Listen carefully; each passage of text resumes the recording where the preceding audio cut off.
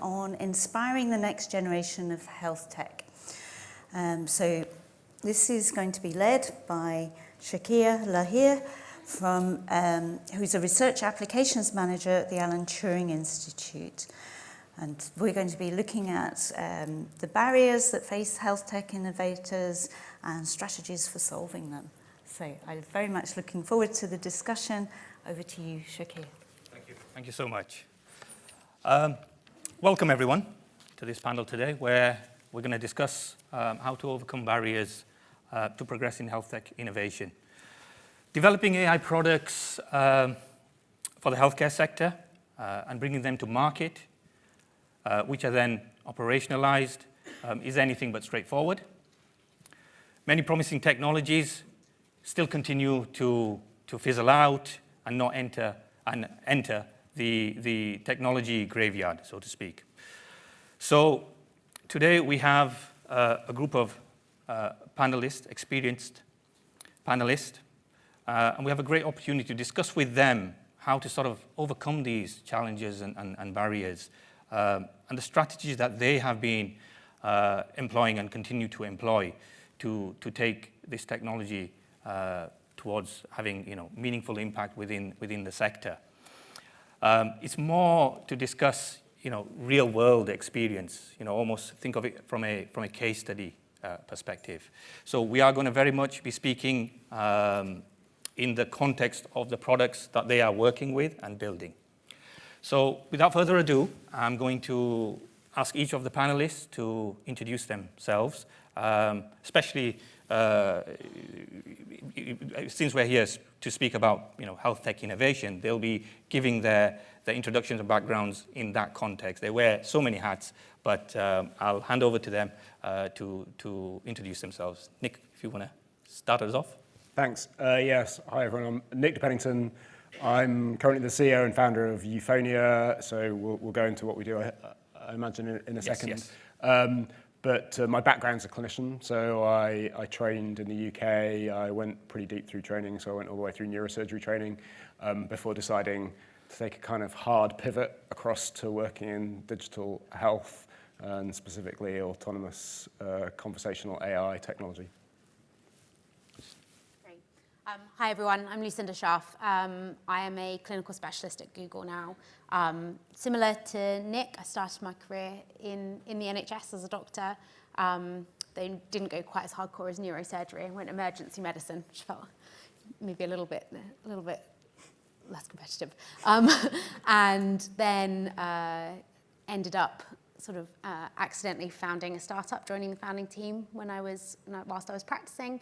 I then joined DeepMind 6 years ago to work at the time on a healthcare product called Streams, which if you were around in the industry then you would have heard of, and have since that time been at Google, working on a variety of different healthcare products, in particular translating from research through to the healthcare industry. It's great to be here.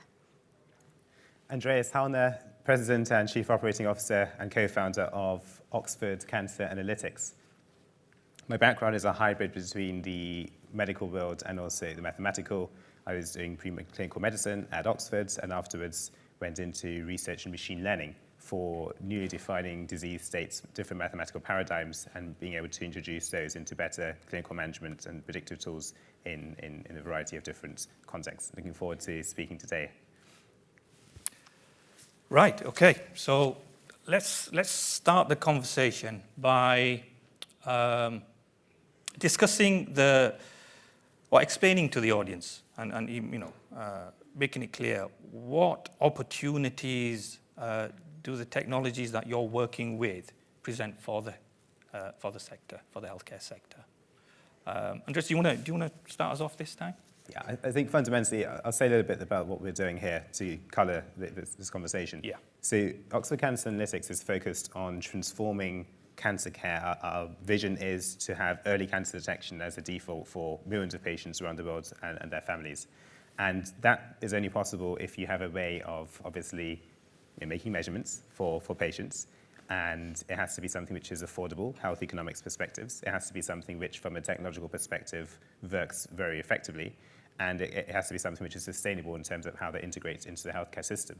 So our core challenge and opportunity when we started in 2019 was how can we make the most of high-dimensional, multi-dimensional biological data from patient samples, in our case we're looking at blood samples, to identify a key signal which can distinguish patients with cancer from those patients who are at risk of cancer but don't have cancer. And how can we then use those molecular signatures that we can identify so that we know which patients should be monitored further. That obviously is a great opportunity in terms of the transformation that can happen for performance, but then how do you do that? And there are many questions that we can go into later on in terms of making sure you have the right patients included in the first place, the technological challenges from a hardware perspective, from a software perspective, and then how you communicate that information to clinicians and scientists who are part of that chain. Okay. Lucinda, you want to? I don't know whether maybe Nick wants to talk about his business first, but otherwise You can tell that like Google's like and then I'll start. Yeah, so again, so Andreas and I actually were on a similar like incubator program in Oxford originally. What we do is we have a platform that automates clinical consultations. So, I sat in clinic for a whole number of years, probably too many, and thought that the consultations that I was having with patients were super routine. I was basically speaking the same words every day, every week, and I thought, actually there were ways of using technology to automate that in a safe way that would create capacity in a system that fundamentally has a capacity constraint, right? The supply-demand mismatch in healthcare is just getting worse, and that's really about consultations, and so we just automate those clinical consultations. In the UK, we've done about 70,000 visits, just starting to do that in other countries. Interesting to kind of see the perspective of the motivations and the ability to get things live elsewhere. But yeah, fundamentally what we're trying to do is to relieve the capacity constraint that faces healthcare and therefore get care to more people more easily. For sure. So I can talk a little bit about, I'd quite happily sit here and all day talk about the different things that Google's doing in healthcare, and it's far-reaching, but I'll talk a little bit more about the role that I do and what we're doing there. So the work that I do tends to be sort of, I guess, unusual for Google in that it's not on the consumer side. So there's plenty of teams within Search and Android and the Play Store and YouTube and Fitbit, et cetera, who are all on a bit of a health mission. But the work that I do tends to focus more on the healthcare enterprise side. So I would say there's two parts to the work. One part is saying, okay, what research is coming through and is it applicable to healthcare? Could it be useful? Is it useful now? Is it useful in the future? What would we want to do? Is this, does it need morphing in some way? And at the moment, as I'm sure you're all sick of, it's all Gen AI. But a huge part of my role, and the much bigger part, is to work in partnership with other organizations and say, well, actually, how do we do that? And so I guess the benefit from sitting in that position is that I don't just get to see the challenges and the solutions for Google in healthcare, but I get to see, well, what does it mean if you're a large healthcare organization or you're the NHS? What does it mean if you're a pharmaceutical company or life sciences? What does it mean to be in the Middle East as opposed to in the European Union, for example? And I think your question was really about like the opportunities that brings. And I think one of the interesting things that I get to see from my perspective in Google is a lot of the time, actually, we're not going to build a healthcare solution. I've been at Google long enough to have been on streams in another program called Care Studio, and we really tried to build healthcare products, and we're not an EHR company or even a healthcare. The implementation is such hard yards to try and do on your own, which I'm sure we can come to. But that actually we can make some really good Lego blocks. There's some really complicated Lego blocks, and we can make several of them that fit together in an interesting way. And actually, I think a lot of the opportunity for the industry comes in both the formation of those partnerships to deliver things together, but also in being able to kind of take those Lego blocks and say, okay, well, if you put them together in this way over here, you get a particular solution, and what does that mean to do that in another industry? Yeah, no, great to hear, and plenty to be positive about. And we're seeing that impact already happening in the sector. But I mean, today's real main focus is to get into those thornier parts, let's say. And I mean, I'm not a clinician by background. I'm an engineer. And often, I'll have a great idea. I was just speaking to sort of Andreas backstage. Sounds like we're a band or something, but yeah. as we were making our way, this, was discussed very differently, AI in healthcare 7-8 years ago, and then, the narrative changed. And I used to have ideas myself, and I'd maybe speak to a friend, to a colleague who's a clinician. And say, on paper, it sounds like a fantastic idea, right? So I think my question for you guys is that, when you've all had this initial idea, what was it, if you had to prioritize, one main sticking point or factor that could have scuppered the whole thing for you, but you've managed to kind of get over that hurdle? And I think that's really interesting for lots of budding innovators to know this really sort of insightful bit of information. So I mean, Nick, you're directly in my eye line. It's just the way I'm sat. I'm sorry. You're gonna have to take this straight. Yeah, I mean clearly, sadly, there's no one very simple answer to that question. I think maybe two overall things. So one is, I think, at the early stage, choosing what not to do. It's definitely not the case that you can, in our particular circumstance, build the foundational model, work out how you regulate it, do the frontline implementation, all in one. I think, unless you're going for a kind of different type of model of funding, which is pretty rare, very, very significant funding to get that. So I think, choosing what you're going to do. And so our choice was not to go. We at the early stage, we were at a point where we're like, do we need to build this, a thing called a neural dialogue model for this? I guess the precursor of a foundational LLM type model. And we basically decided we just don't have the competency and the kind of capability and capacity and resources to do that. So we shouldn't do that. But the thing we really, really should do, related to, I think, the kind of the conference and colleagues downstairs and in the front row here from York University, is, we need to work out how do we regulate this in a way in healthcare, because that's the barrier for adoption fundamentally. So, choosing what you're going to focus on. We also, obviously, we build the whole technology stack as well, and we have to implement and we have to sell and all the rest of it. But, trying to understand where your area of focus is number one. I think the other thing that's sort of vitally important for a company, and it's actually something that came from the program we were on. I don't know whether you remember, Andreas. This guy came and gave a lecture, and he said, the single necessary condition for a startup company is a paying customer. And that tells you everything you need to know, right? Because if they're willing to pay, then you're doing something of value. And quite frankly, if they don't pay, then you're not going to be in business very, very long afterwards. So you have to get to that, even in the UK, even in healthcare and the NHS. The NHS is $180 billion pounds. There's a lot of money there in the system, and you've got to find a way to get people to pay for it is the key. Yeah. So you need to strategize quite far ahead, I think, but in a way where you prioritize what you can do here and now to sort of get you to the next stage.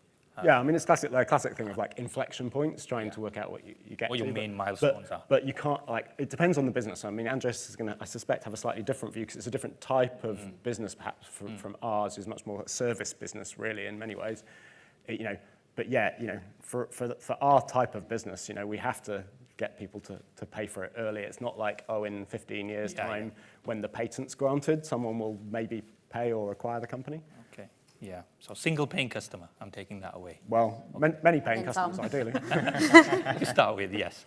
Andreas, how does that compare then to sort of your... Yeah, two things I want to say. The commercial aspects, clearly. For business, you always need to be very careful to work backwards from where you want to be. So you have the vision overall, and the mission. You need to understand how to get there. And in our case, it's impacting patients positive around the world. We fundamentally want to transform cancer care through early detection of molecular signatures associated with the deadliest cancers. We're starting with lung cancer, which is the biggest cancer killer. And we're hoping to launch our product very soon, actually. Now, I want to discuss this from a technological lens, but taking a step back before we even get into the discussion of machine learning and AI. Data. Data are key. The data we knew we needed would determine any aspect of what you can do with the machine learning. It sounds obvious in a way, but let's break this down. Thinking about heterogeneity, clinically speaking, you have a certain target type of patient who needs to benefit from this product, a blood-based test for detecting molecular signatures for cancer. And those patients have particular risk factors. So you need to make sure to design patient cohorts and clinical studies where you're comparing the right patients with and without disease, retrospectively, prospectively going forward. You need to take into account potential co-founders from a clinical perspective, from an environmental perspective. And you need to have sufficient data in terms of both numbers and also what it actually is that you're measuring. So in our case, just to illustrate this principle, looking at blood-based tests, many companies were interested in DNA-based approaches. Can we look at DNA, which is released from a tumor, into the bloodstream? But the problem with that is that you only have very small quantities of circulating tumor DNA in the blood at early stage cancer, which is where you can make most of the impact. And we saw that was a problem. And many companies there were only able to achieve between 10% and up to 40%, 50% at most, right? So what we wanted to do is take a step beyond that and ask ourselves, biologically speaking, what kind of data do we really need to be able to make the most use of machine learning downstream? And what we knew is that DNA being like a blueprint, we wanted to look at the functional aspect, protein, what's going on in the body here and now. And so we had a high-dimensional proteomics approach where we built patient cohorts, some of the largest of their kind in the world, early-stage lung cancers, patients at risk, looking at 5,000 to 6,000 proteins per patient sample with the different approaches. And now you can see that landscape. And now that you have that with excellently designed patient cohorts where you can see where the confounders are, you can see what interacts with what from a mechanistic perspective and the interpretational. Now we can leverage machine learning properly. And if there was any issue there at that first stage, if either the types of patients included or the modality of measurements, for example, protein, or how you're measuring it, are you looking at a priori trying to look at as much data as possible? We didn't want to just start with an assumption of which proteins we need to look at. We wanted to combine the best of biological a priori knowledge with an empirical bottom-up approach mathematically. And because we did that, and because we have these unique patient data sets leading worldwide, that's why we were able to achieve these phenomenal results and so far being able to get 80%, 90% plus sensitivity and specificity with open data and our own data as well. So I would always ask that question is, let's not just rush to the exciting, what we call high tech, but take a step back and ask ourselves, what's going to be feeding into that? How is that going to relate ultimately to what's going to have the best clinical impact? And how does that then link up with the commercial trajectory that you need? Because as we all know, Nick, Lucinda, and ourselves, no business can exist viably if you don't have a stream of revenue coming in because there's a real need for the business. And that can't be happening in, as you said, 10 years, 15 years. It has to happen now, today. That's where you have the impact. And you can't do everything at once. So we chose lung cancer initially because it's the bigger cause of cancer deaths worldwide. And then we're expanding to other types of prevalent cancers right now as well.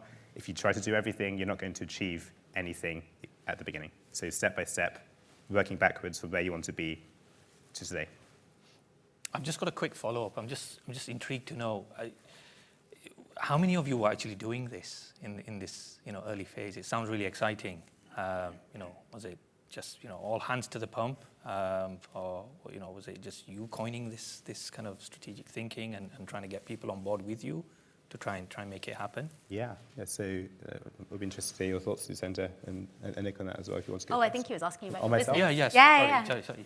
It's at the first stage, you have a small team. And obviously the team expands. And the team expands in order to be able to achieve the milestones we need, technologically speaking, and also because of demand, customer demand, so patients, clinics you're working with. And in the first stage, we had a hybrid team in terms of interdisciplinary skill set. So you need to have people not only who have expertise in the area, but you need to be able to connect those forms of expertise in a practical way. So, myself having a hybrid background between medicine, preclinical medicine, machine learning, mathematics, and then my co-founder, Dr. Peter Liu, he had medical training from Toronto. He had more than a decade of experience in oncology research in the elite of his field. So we came together, we had that. And then we had others in our team, for example, Dr. Daniel Schultz, who has a very interdisciplinary experience in terms of bioengineering, entrepreneurship, sciences. So when we had that type of dynamic, we can easily triage in terms of thinking, and we can interface that. But we needed to have people on the commercial side. We needed to have people on the regulatory side, understanding the NHS, but other healthcare systems. people often say things such as the NHS or the US market. But that, we all know, what does that really mean? You've got sections, you've got subgroups within subgroups within subgroups on every single layer. So you have to have a very targeted, step-by-step approach. Otherwise, you can't make progress. Yeah, there has to be a very well thought out strategy here, I think. Lucinda, any thoughts from you, even from your startup days? Oh gosh, yeah. I think actually it does make me think back to that, and it was such a fantastic answer, Andreas. But so I think coming at it from that clinical perspective, and maybe it speaks to what you're saying. It was sort of getting the clinical people, which I would include myself in, out of the way of a good idea. I think it was very easy.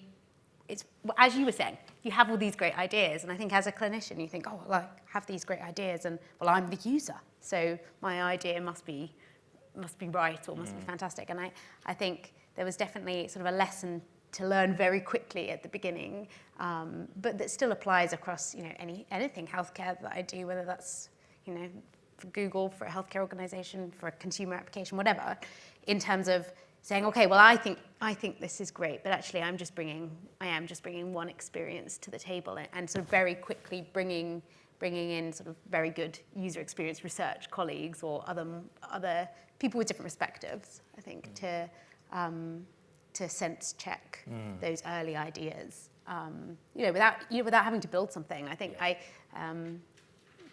regularly teach on a course around sort of collecting data from potential users, and one of the things we talk about all the time is you don't need to build it to test it. It might be very different in your circumstances, but when you're talking about applications or consumer applications or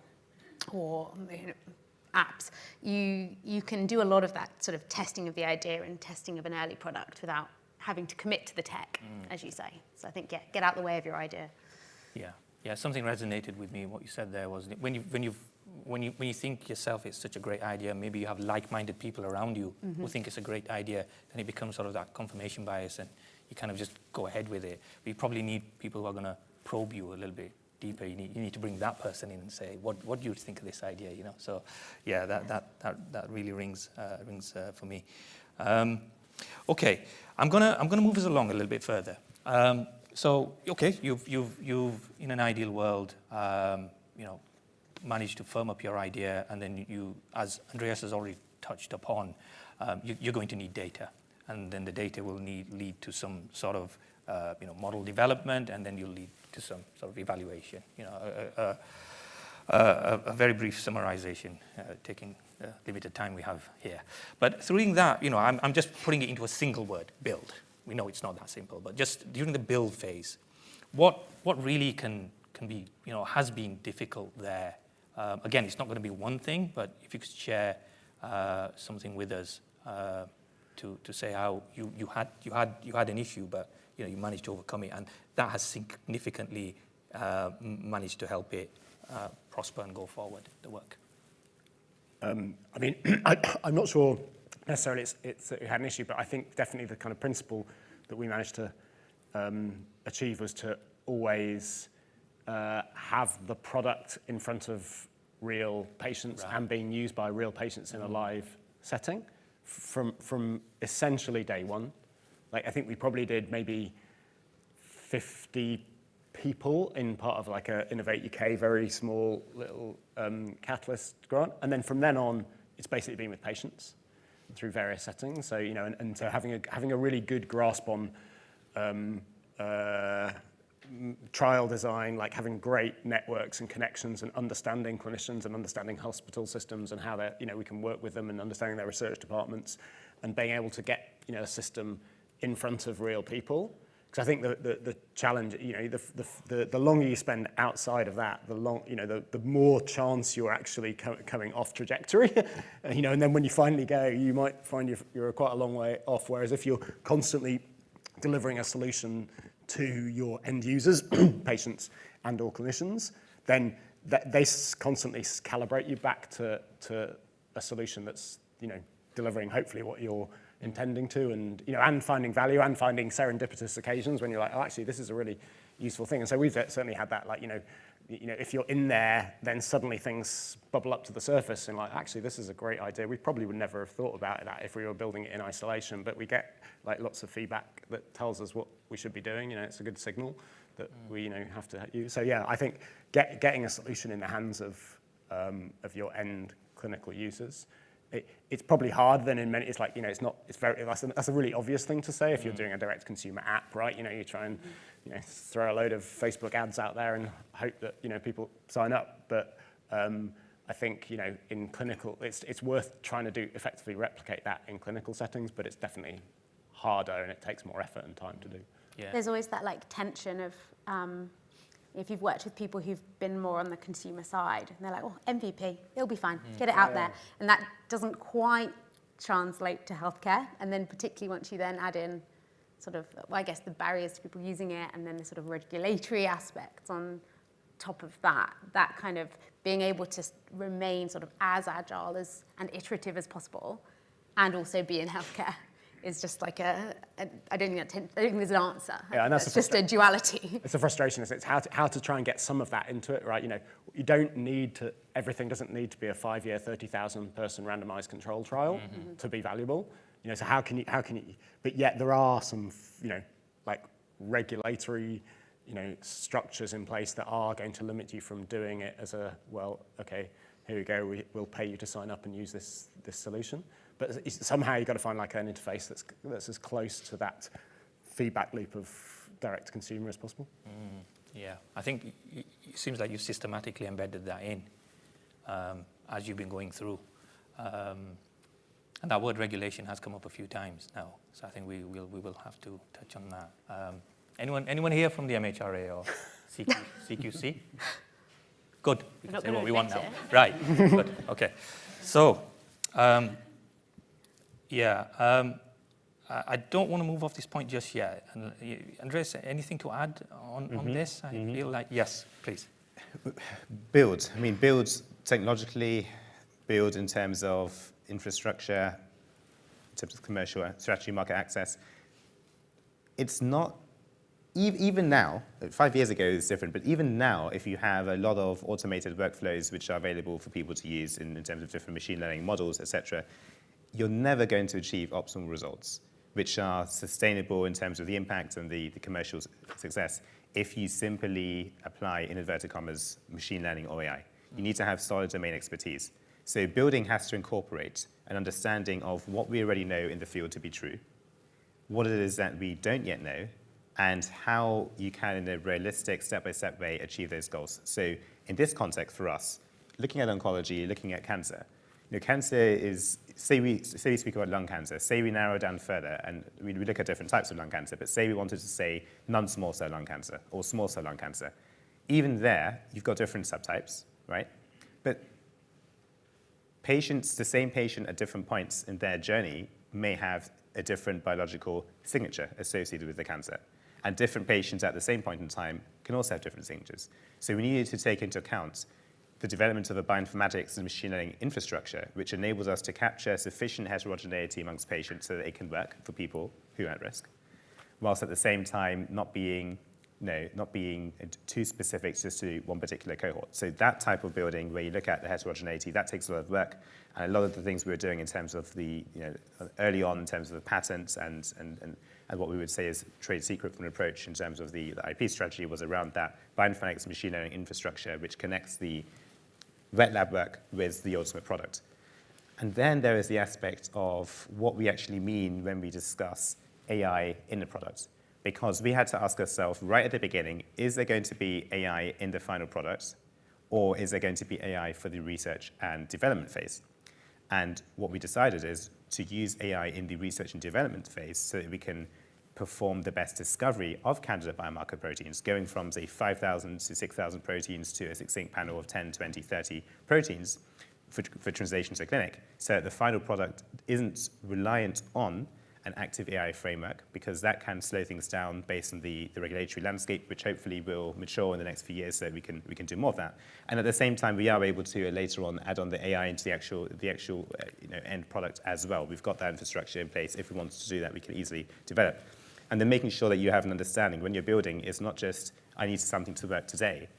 I also need to make sure that those who are communicating, clinicians, scientists along the pathway, that they understand what's going on. It's not just a black box, but we've been doing a lot of work to make sure that we have explainability built into the system so that you can see on the patient cohort level, but also on the individual patient level, if a machine learning classifier has made a decision to say this patient likely has or doesn't have this molecular signature with cancer today, why is that going on? Which biological signals are contributing to that decision? How confident are we? Can we make sense of this? And that gives you a good interpretational foundation when you're building, so that you have the power of the actual technology, and you also have the understanding of what it means and what it doesn't mean, so that whether you're using it for R&D only, or whether eventually you're transitioning to having AI in the final product, it makes it much better scientifically, it makes it better from a regulatory perspective, and certainly then to reach your goals for patient impact and commercial growth. Right, okay. Interesting, really interesting. There's a few questions coming in as well, which we won't directly answer just yet, because you could probably intertwine them in one or two questions that I've got coming. And it's people are wanting to know, what guidelines and regulations there are out there to help with implementation. I'm for sure you will have looked into this, Nick. Andreas, you will definitely be looking into this as well, I think, with your product nearly there now. And also, once a product is released, how do you continue to ensure population relevance and representation? And there's another one, I think, directly for you, Andreas. Is omics data the future of clinical prediction models? Once accessible and expensive, how do you envision the future? So that's maybe something slightly later, and I'll remind you of that again. But the reason I kind of present them already to you is, as you now sort of get through that stage of your product's there, considering the state of healthcare infrastructure, clinical pathways, skills gaps, regulation, what's sort of the best strategies to deploy and integrate this technology? I'll ask you as a follow-on to say what's the best way of probably monitoring the tech. But I think for now, how do you even just get it deployed and integrated, right? Anyone want to take it on first? I'm happy to start. Go. Yeah. I think the first step has to be to go into it with your eyes open. I think it's very easy, particularly if you build a company of people that have maybe not had the exposure to healthcare or to deploying something in healthcare, to think that, well, I will build this thing and people will come. And well, it's just not the case. And I think it's then very easy to get into a feeling of like, well, they just don't understand, or things are backwards, or people are not set up. And I think that's horribly unfair. But I think to go into it with your eyes open and say, actually, yes, building these products, and particularly if you're talking about something as complicated as what you're building, Andreas, is difficult. But in a way, they're sort of known. A lot of those are known challenges, and that the implementation is often the sort of unknown challenge. And so, to have a plan for that right from the start, from when you start to build your product, you need to be building it, thinking about, okay, well, what's it going to mean when I take it to this organization? I think having people on your team, or getting that expertise around the healthcare industry that you are trying to deploy into, is incredibly important.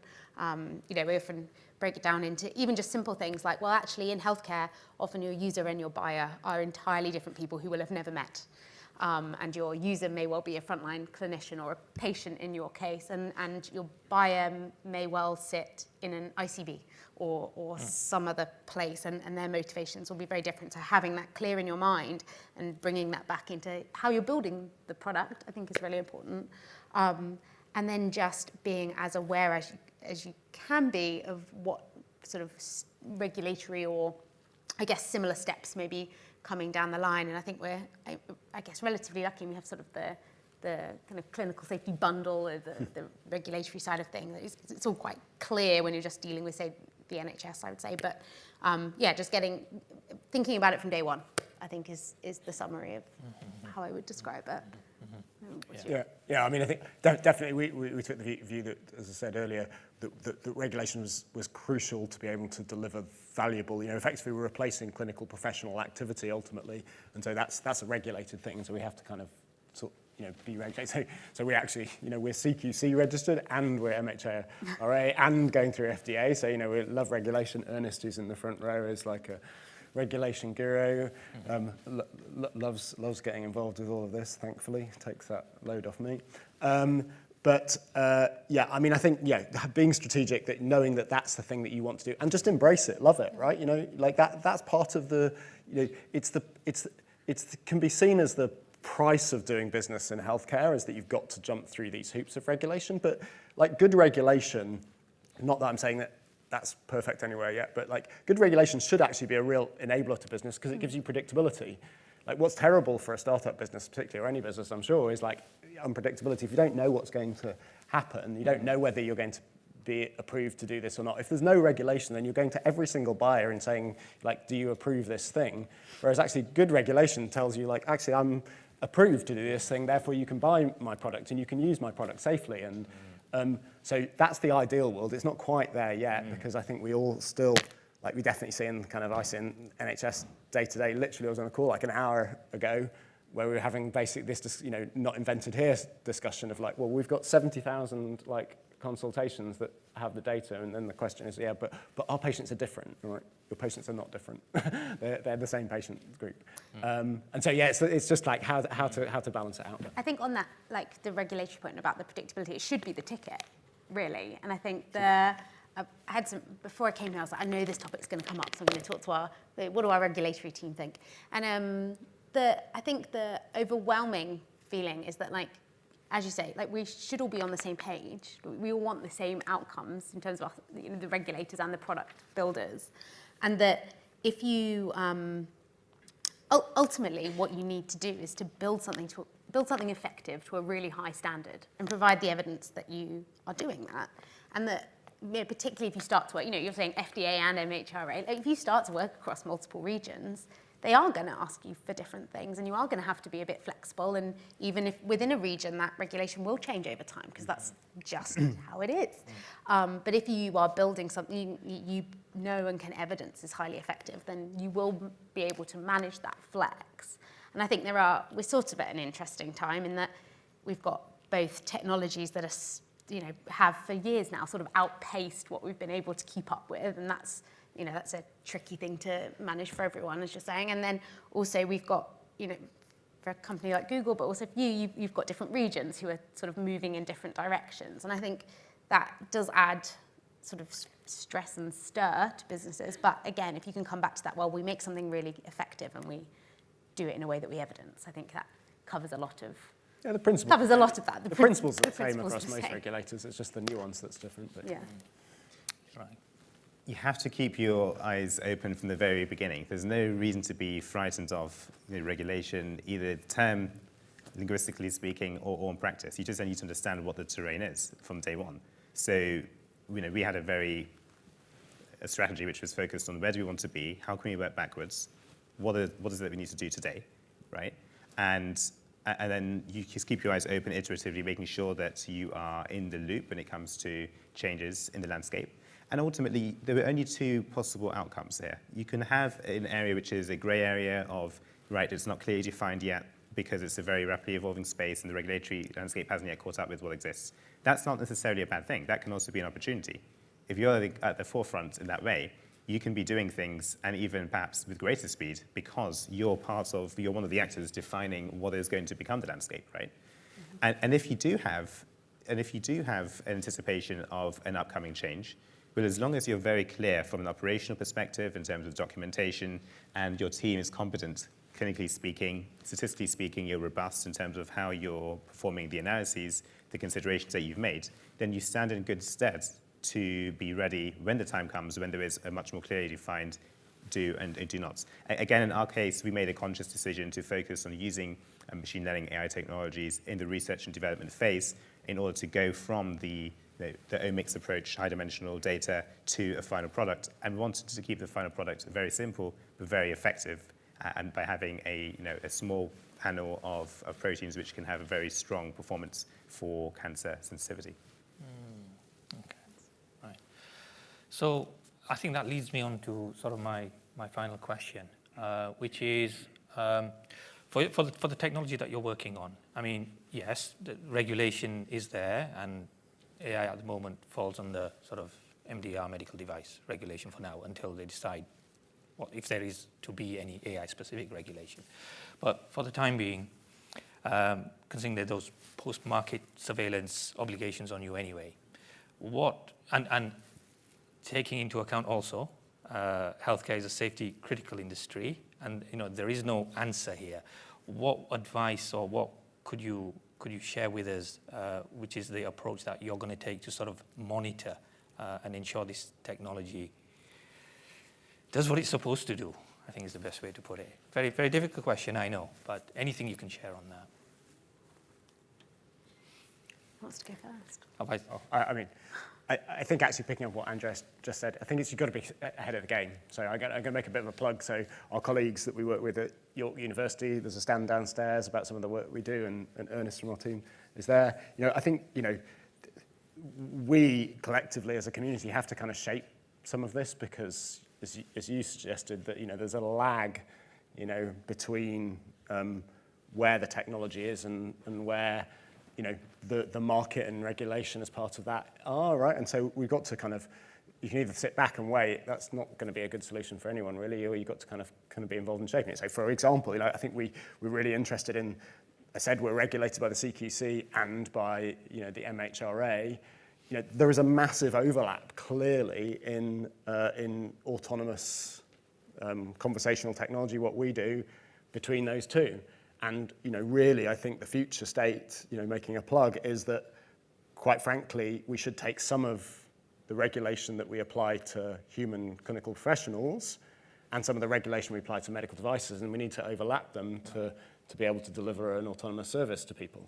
But at the moment, those are two institutions with two teams of people in separate buildings and everything else. And so that's not going to happen unless we kind of get involved with people who are sort of thinking about this, on a full-time basis, in an academic way, as well as with hopefully some insights from the front line of clinical work. So I think that's my plug, is this is a research session, isn't it? It's actually, how does research come and influence practical delivery of commercial and clinical benefit? That's what we should be doing. Anything to add, Lucinda, Andreas, on that? Yeah, I mean, I think the question's interesting, because the post-market surveillance is not optional. It's critical, right? In some ways, it feels like the most important part, because it's actually when it's out in the real world. I think, are there clever ways or clever things we could be doing that would make it more effective or better? I think I'm, on a personal level, really interested, and maybe it comes back to the research piece. I'm what role could perhaps the NHS play in some of this post-market surveillance, and particularly sort of growing interest and number of SDEs, the secure data environments? Is there a nice role that that they could play, or the NHS could play, in terms of how we monitor these devices over time? It might be more tricky for something like with your data set, but I think we've seen in the last year some of the guidance come out around the now the name is going to completely evade me, but the sort of post-market change control plans. And I think there's perhaps an interesting conversation to be had. Okay, well, if we're going to have these change control plans, how are we going to implement that? Is there a role for the NHS or a role for research, or a role for the SDEs in that? So I guess I'm watching interested to see how this evolves. Following the PCCP, yes, as they're calling it, lots predefined control change protocol. You've got it, yeah. Yep. Okay. Andreas, anything you want to add briefly on that? I think that's, Lucinda, is an excellent point you make it. Looking at post-market surveillance, this is not something which is in any way specific only to, exclusive to AI. This is something which companies have to do anyway.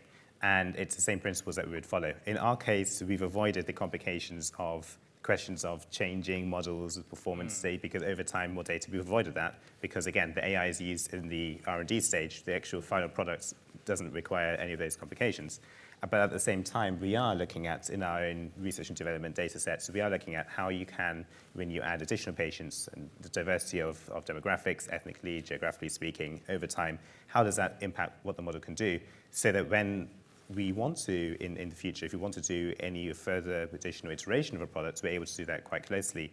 And I think that's the key aspect for not just within the NHS, but globally speaking, is especially for companies where you have a very rapidly changing, same patient, lots of repeated measurements over time, how do you then integrate that? And it's an open question to an extent, but it's the same principles as we always have to use. The only difference is that with AI, the speed and the scale of difference can be greater.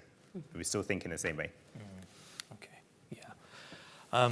There's one final question that I'll run by you very quickly because it's been highly upvoted, which is, what advice would you give to a researcher hoping that their research will one day be implemented in clinical practice? And I think that's quite appropriate considering we're on the research stage and it kind of leaves everyone with some future wisdom, I think.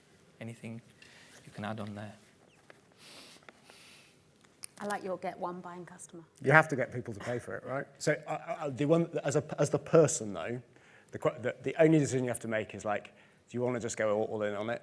Like our company definitely accelerated. Like I was doing clinical work alongside like the start. Yeah. We accelerated when I was all in. Right. Okay. Yeah. Make sure that you have the big picture. Big picture means all disciplines, which means you need to speak to individuals if you don't have the expertise yourself, and if you have the expertise yourself, make use of it from the perspective of the commercial, the regulatory, the research. That is how you implement it. Look at what people have done before, what's worked well and what hasn't worked well in terms of implementation. Look at success stories and look at others, and then try to emulate what you can from what does work well, whilst also thinking about your unique advantage. And I think to that, there are actually lots of programs that are really helpful. So like The Hill that you both did, or I do lots of work with Google for Startups accelerators, and there's Digital Health London. So I think there is a lot of there's a lot of support out there if you want to figure it out. Brilliant. Some great insights there at the end. Thank you so much. Give it up for the panel. Thank you so much.